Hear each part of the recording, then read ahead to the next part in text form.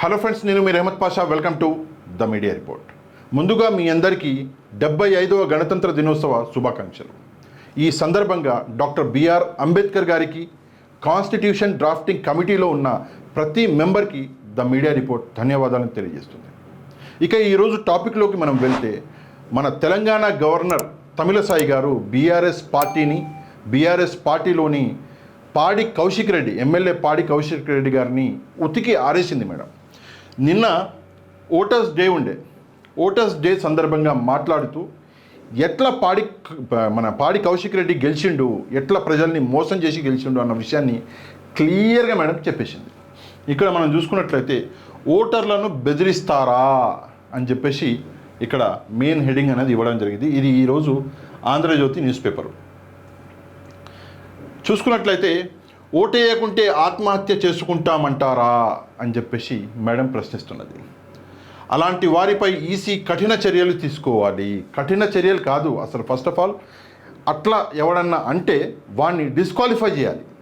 అసలు నువ్వు ఎలక్షన్లకి పనికిరావు అని చెప్పేసి క్లియర్గా ఎలక్షన్ కమిషన్ అనేది చెప్పేయాలి.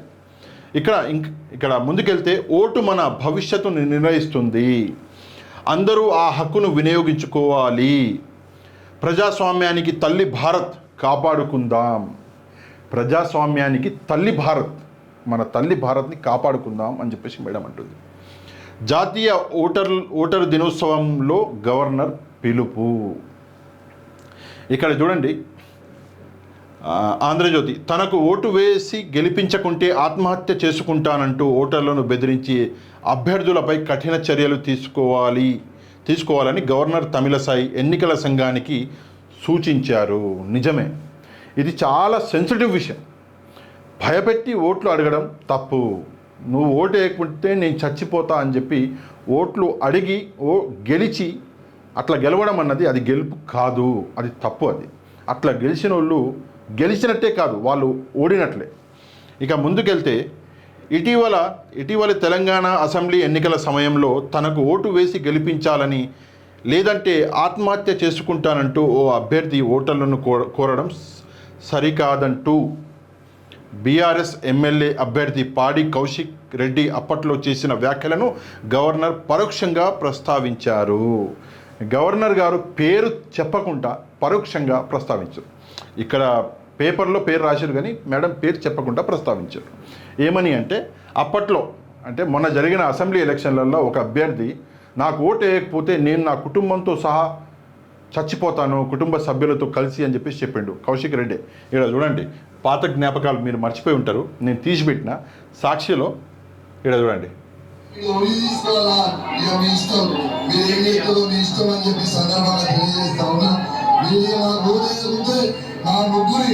నా ముగ్గురి శివాన్ని మీరు చూడలేదు అని చెప్పి సందర్భంగా మీకు తెలియజేస్తా ఉన్నా. మీరు ఓటేసి అసెంబ్లీకి పోతా, జయయాత్రకు వస్తా, లేకుంటే 4వ తారీఖు ఆ శివయాత్రకి మీరు రాని. ఓటు వేసి గెలిపిస్తే జయయాత్రలకి పోతా, లేకపోతే 4వ తారీఖు నా శవయాత్రకి రండి. మీరు ఓటేసి నన్ను గెలిపించకపోతే నేను చచ్చిపోతా, ఆత్మహత్య చేసుకుంటా, నేను నా కుటుంబ సభ్యులతో కలిసి అని చెప్పేసి కౌశిక్ రెడ్డి అప్పట్లో చేసిన ఆ ప్రసంగం ఏదైతే ఉందో అది చాలా పాపులర్ అయింది.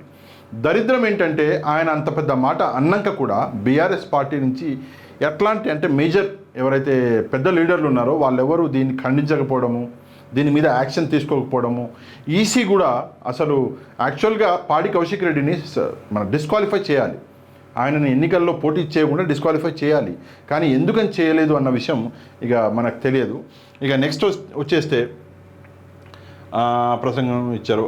ప్రజలకు అభ్యర్థులు తాము ఎలా సేవ చేస్తామో చెప్పుకోవాలి, కానీ వారిని భయపెట్టడం ఏమిటని ప్రశ్నించారు. నేను గెలిస్తే నేను ఈ పని చేస్తా, నేను నీకు ఇట్లా సేవ చేసుకుంటా, ప్రజలకి ఇట్లా సేవ చేస్తా అని చెప్పేసి చెప్పాలి, ప్రజలని నమ్మించాలి, ఎలక్షన్లలో పార్టిసిపేట్ చేయాలి, గెలవాలి, అది పద్ధతి. కానీ ఇట్లా భయపెట్టి ఓట్లు దండుకోవడం ఏంది అని చెప్పేసి మేడం అడుగుతున్నారు. ఇక్కడ నెక్స్ట్ వచ్చేస్తే, మీడియా కెమెరాల ముందు ఇలాంటి వ్యాఖ్యలు చేసేవారు సమాజంలో సమస్యలపై ఎలా పోరాడగలరని పేర్కొన్నారు. మీడియా ముందే ఇట్లా మాట్లాడేటోళ్ళు, సమావేశాలలో ఇట్లా మాట్లాడేటోళ్ళు రేపొద్దున ప్రజలకి ఎట్లా సేవ చేయగలరు అని చెప్పేసి మేడం ప్రశ్నించారు. ఇది కరెక్ట్ ప్రశ్న. ఇది నెక్స్ట్ మనం చూసుకున్నట్లయితే జాతీయ ఓటర్ దినోత్సవాన్ని పురస్కరించుకొని గురువారం జేఎన్టీయులో ఏర్పాటు చేసిన కార్యక్రమంలో గవర్నర్ ప్రసంగించారు. జాతీయ ఓటర్స్ దినోత్సవం ఉండే నిన్న గురువారం, అక్కడ మేడం మాట్లాడారు. ఇక్కడ నెక్స్ట్ మనం చూసుకున్నట్లయితే ఓటు హక్కు ప్రజల చేతిలో ఉన్న శక్తివంతమైన ఆయుధమని, దానిని ప్రతి ఒక్కరూ వినియోగించుకోవాలని పిలుపునిచ్చారు. ఓటు వేయటం ద్వారా, ఇక్కడ చాలా ఇంపార్టెంట్ విషయం ఒకటి ఉంది. ఇక్కడ చూడండి, ఓటు వేయటం ద్వారా భవిష్యత్తును నిర్ణయించడం మన చేతుల్లోనే ఉంటుందన్నారు. భవిష్యత్తు ఏదైతే ఉంటుందో, ఫ్యూచర్, రాష్ట్ర భవిష్యత్తుని నిర్ణయించడం మన చేతుల్లో ఉన్న పని. ఓటు వేసి మనమే మన రాష్ట్ర భవిష్యత్తుని నిర్ణయించుకోవచ్చు. రాష్ట్రంలో ఇటీవల జరిగిన ఎన్నికల్లో ఓటు హక్కును మొదటిసారి వినియోగించుకున్న యువత ఎంతో ఆనందంగా ఓటు వేశారని, ఈ ఎన్నికలు దేశానికి రోల్ మోడల్గా నిలిచాయని గవర్నర్ చెప్పారు. ఫస్ట్ టైం నా లెక్క ప్రకారం 9 లక్షల చిల్లర ఎంతో కొత్త ఓటర్లు వచ్చారు, వాళ్ళు కూడా ఓట్లు వేసారు. ఇది దేశానికి రోల్ మోడల్ అని చెప్పేసి మేడం అంటున్నారు. కింద పోలింగ్ డేను హాలిడేగా భావించొద్దు. ఇదే నేను చెప్పాలనుకున్న ఇంపార్టెంట్ పాయింట్. ఇక్కడ చూడండి మేడం ఏమంటున్నారు, పోలింగ్ డే ఏదైతే ఉందో దీన్ని హాలిడేగా భావించొద్దు అని చెప్పేసి మేడం అంటున్నారు.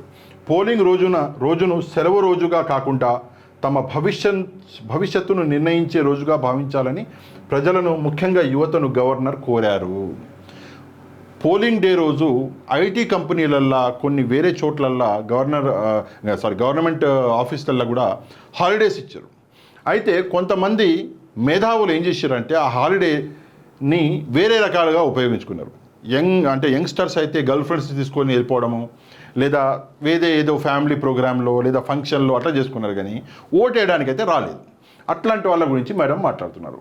ఇటీవల అసెంబ్లీ ఎన్నికల సందర్భంగా పోలింగ్ రోజున హైదరాబాద్లో ఐటీ కంపెనీలు సెలవులు ఇచ్చేలా రాష్ట్ర ఎన్నికల కమిషన్ చర్యలు తీసుకుందన్నారు.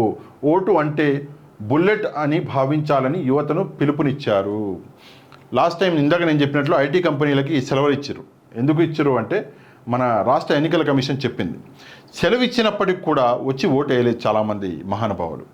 వాళ్ళ గురించి మేడం మాట్లాడుతున్నది. ఓటు హక్కు వినియోగం ఒక బాధ్యత అని, అది ఆ దిశగా యువతను, విద్యార్థులను చైతన్యపరచాలని యూనివర్సిటీ ప్రొఫెసర్లను, ఉపాధ్యాయులను గవర్నర్ తమిళసై కోరారు. యాక్చువల్గా ఓటు అంటే ఏంటి, ఓటు హక్కు అంటే ఏంటి, ఆ ఓటు హక్కు వల్ల జరిగే ప్రయోజనాలు ఏంటి అన్న విషయాన్ని స్కూల్స్, కాలేజీలలో చెప్పాలి. చిన్నప్పటి నుంచే పిల్లల మనసుల్లో నాటాలి. అదే మేడం చెప్తున్నారు. మరికొన్ని వసతులు అవసరం.